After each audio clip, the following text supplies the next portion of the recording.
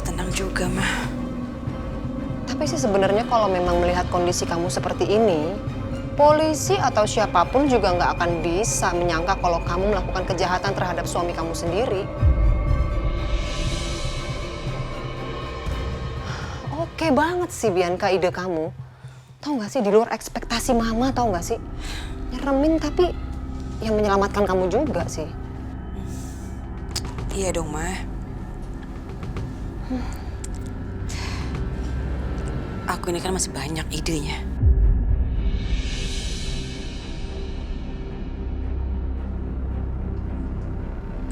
Siapa lagi? Mah, kayaknya mereka datang tuh, mah. Ya udah, biar mama yang bukain pintu ya.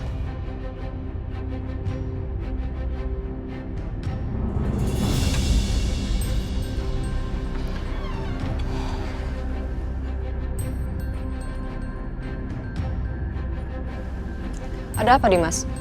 Kenapa kamu mesti bawa polisi segala? Selamat siang, Bu. Kami dari kepolisian. Kami mau menjemput saudari Bianca untuk ke kantor dimintai keterangan terkait kasus percobaan pembunuhan terhadap Pak Dimas.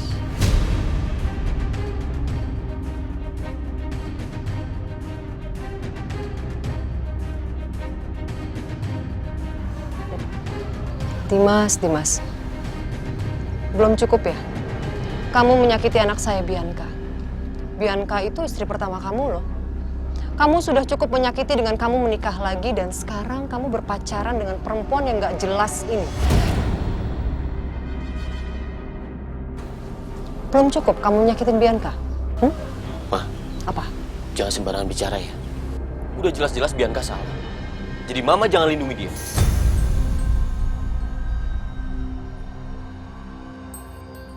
Mah, siapa yang datang, mah?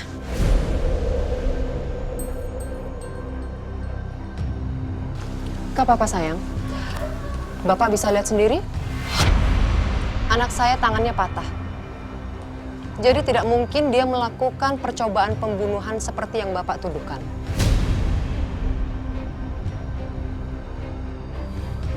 Enggak, Pak. Ma, aku yang lihat sendiri. Bianca yang bawa aku ke Batam. Aku sadar waktu kamu lakukan itu, Bianca.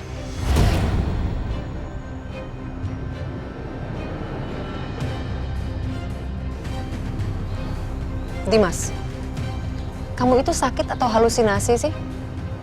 Mama tanya sama kamu sekarang. Bianca itu tangannya patah. Jadi nggak mungkin dia bisa angkat atau gendong kamu, tuh nggak mungkin. Kamu itu berat loh, Dimas. Sejak kapan tangannya patah? Oh, sejak Dimas keluar dari rumah sakit. Kebetulan invoice-nya juga masih saya simpan. Kamu bisa lihat. Tanya aja rumah sakitnya kalau kamu nggak percaya.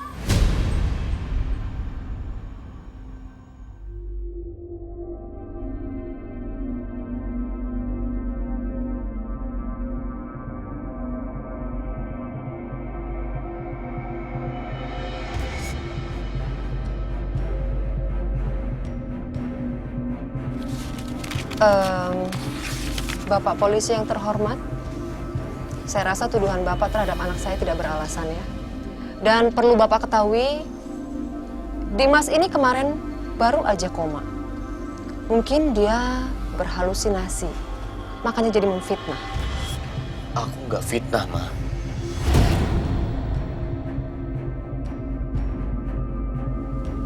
Saya mohon Pak Polisi bijak untuk menilai, karena anak saya tidak mungkin melakukan hal itu. Maaf, Pak Dimas. Sepertinya memang tidak mungkin istri Anda melakukan hal seperti itu. Apalagi dengan kondisi yang seperti ini. Tunggu, Pak. Bukan hanya itu yang dia lakukan. Dia juga menjebak saya untuk datang ke gudang yang mau dia hancurkan. Dia telepon saya sendiri. Dan gara-gara itu saya masuk rumah sakit.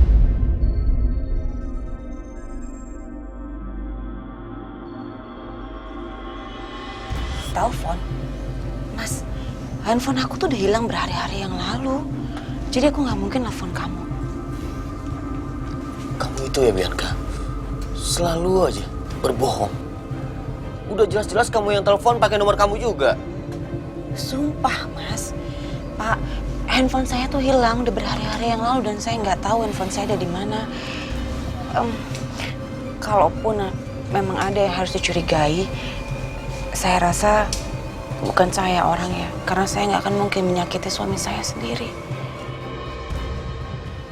Harusnya perempuan ini.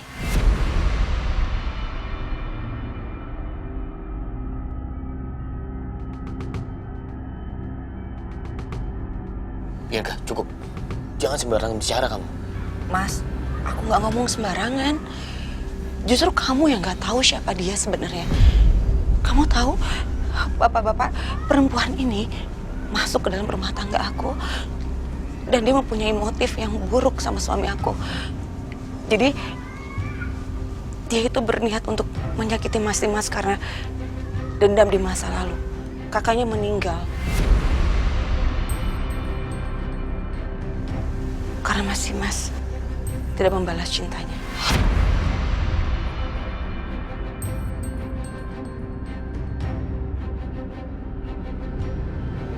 Pak, itu nggak benar, Pak.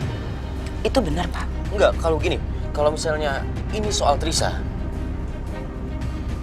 aku udah tahu semuanya. Dan Natasha sudah maafin aku.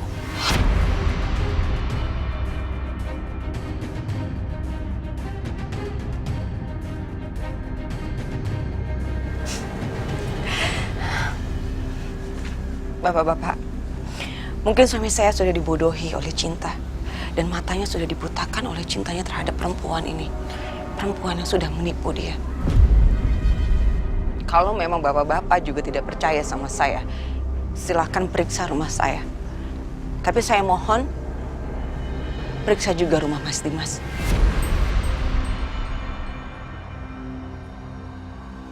Supaya adil untuk saya. Baik, sekarang begini saja. Agar masalahnya tidak berbelit-belit dan kita segera menemukan titik terang, kami mohon izin untuk melakukan penggeledahan, baik rumah Ibu Bianca ini maupun rumah Pak Dimas. Terserah Bapak. Silakan, periksa. Siap, Dan.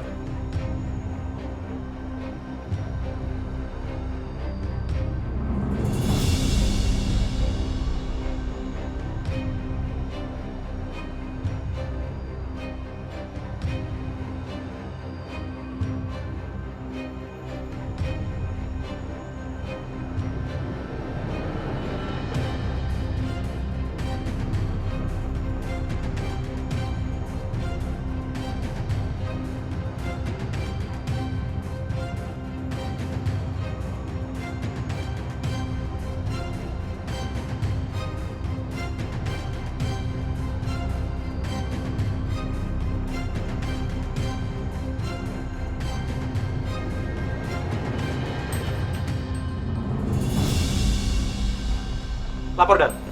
Kami tidak menemukan apapun yang mencurigakan di rumah ini.